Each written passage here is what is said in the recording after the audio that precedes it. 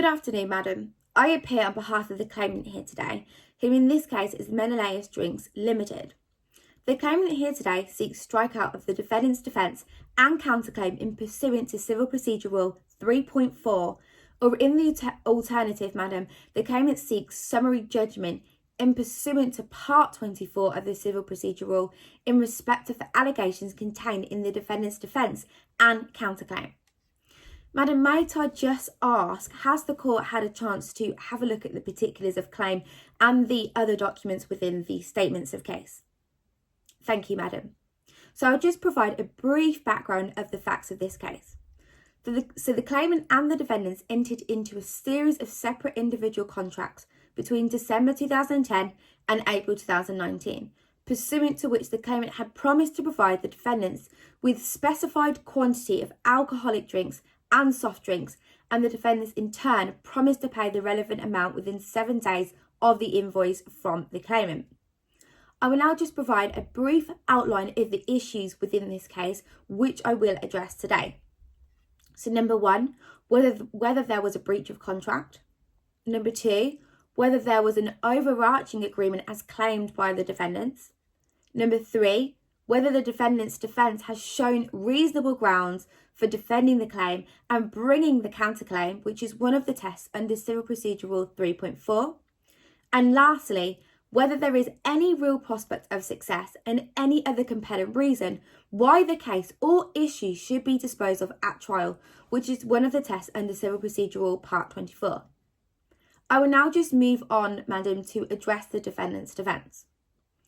So, madam, there is no doubt from either party that there was a contract, multiple contracts, and that the claimant and the defendants had some form of relationship, which the defendants have admitted within their defence.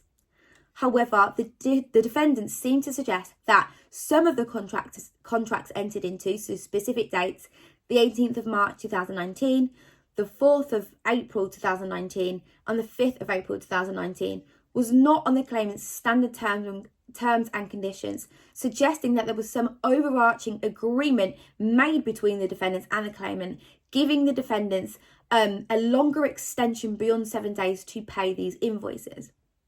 And the defendants provide no explanation or further detail on this overarching agreement or how this came about. Might I point out, madam, that the claimant's standard terms and conditions explicitly state at clause 5.2 that the purchaser will pay the supplier's invoice within 7 days of the date of invoice. And no reasonable person, madam, would create terms and conditions if they did not intend to adhere to them. Might I also point out that the claimant even added at clause 6.2 that interest will accrue on any overdue invoice, so beyond 7 days, at a rate of 5% per annum above the base rate from the due date until payment. The defendant was fully aware of these terms and conditions before even opening the trading account in 2018 and before entering any contractual agreement for that matter, madam. The claimant made clear that if clause 5.2 wasn't adhered to, then clause 6.2 applies, which the defendants were fully aware of. And each contractual agreement actually bounded the defendants and the claimant to these standard terms and conditions. It is understandable, madam, that companies might be flexible to maintain business relationship on the one off occasion. However, the defendants are not claiming this happened on one occasion, but for three separate invoices, madam. Might I just point out also that it would be unreasonable commercially to allow such a sudden extension and such for a large amount and for such a long time.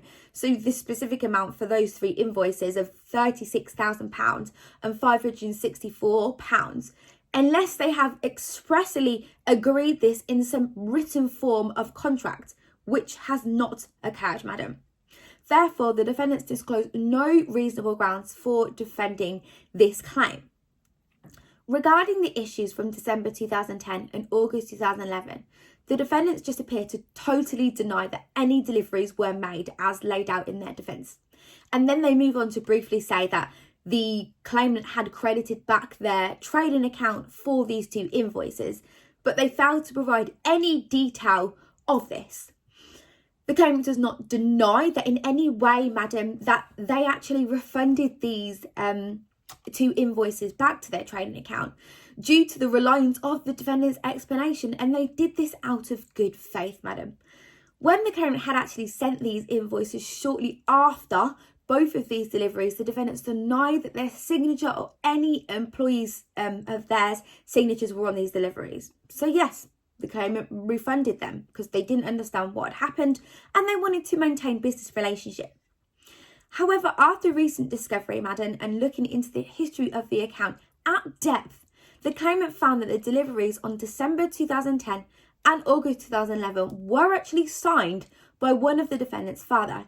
And the claimant came about this because these signatures actually match cheque payments that were used to pay for invoices on the 19th of October 2018 and the 3rd of November 2018 on behalf of the defendants, which has actually shown that the defendants' bad faith and to be dishonest, and the fact that they have not addressed these issues in their defence, madam, in respect of the father's signature, demonstrates bare denial, and this speaks volumes in itself, as there are no reasonable grounds, madam, on which the defendants can defend these aspects of the claimant's claim. The claimant has upheld their end of the contractual agreement entered into both by the claimant and the defendants. Therefore, it is only understandable that the claimant is entitled and expects these the money back for the invoices for the goods supplied. So in regards to the invoice dated 17th February 2018, which the claimant has claimed in the particular claim that the defendant still owes, as again the deliveries were made and the deliveries were signed by the defendants do not appear to address at all in their defence or offer any explanation at all as to why they would not owe the money. Therefore, madam, in respect of this issue, there are no reasonable grounds demonstrating for defending this in the claim. Might I additionally point out, madam, that the entire defendant's defence appears that there is evidentially no real prospect of the defendant successfully defending their claim and no other compelling reason why the matter should go to trial. The defendants do not appear to provide any detailed explanation of any invoice. The defendants claim that there was no overarching agreement contract in respect of the 3 invoices in 2019, as I previously mentioned, and as I said, provide no detail of this or how this has come about, but the claimant has provided evidence of the standard terms and conditions that the claimant had made the defendant aware of at the beginning of their relationship. The defendant does not provide any evidential dispute in respect of the issue with the invoices signed by the father. So these are the December 2010 and the August 2011 invoices, and there appears to be a submission of bad faith on this issue.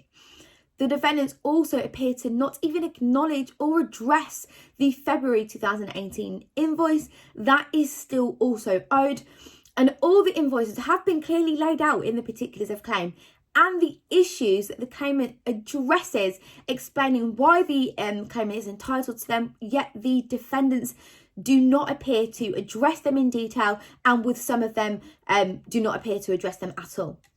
So in this instant case, the defendants are unable to provide evidence of an arguable case that has any real prospect of success if this were to go to trial.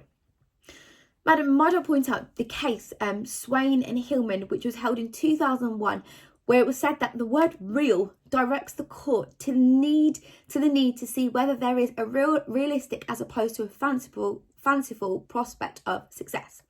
And also the case of ED and Effman Liquid Products Limited and Patel, which is a Court of Appeal case held in 2003, where it was said that a real prospect must be more than merely arguable, which is not in this case, madam.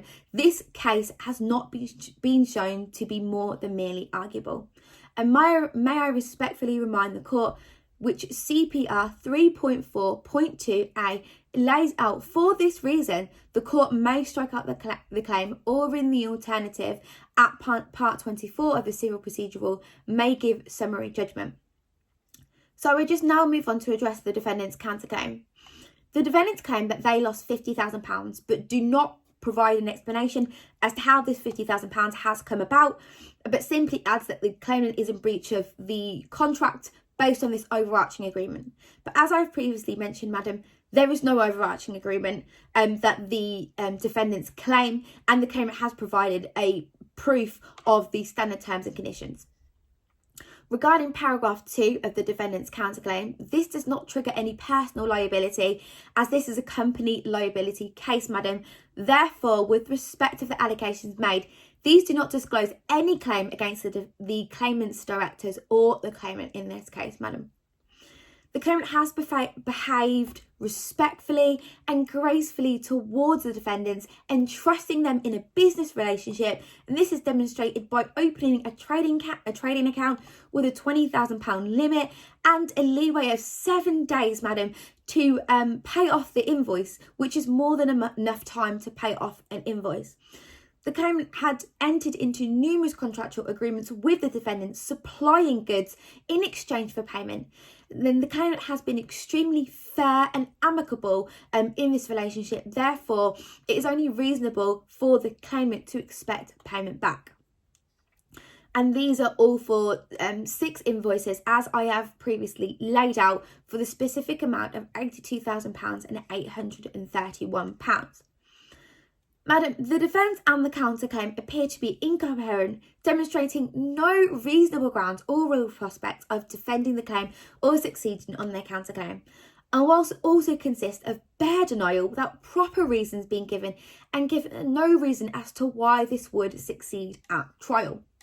And might I respectfully remind the court of the cases I've previously mentioned of Swain and Hillman, where it specifically states that under Civil Procedure Law 24.2a, the court has the power to dispose summarily of claims and defences which have no real prospect of being successful, and it is important that judges in appropriate cases should make use of the power contained in Part 24 Civil Procedure Law, and in doing so, they will give effect to the overriding objective contained in Part 1 of the Civil Procedure Law.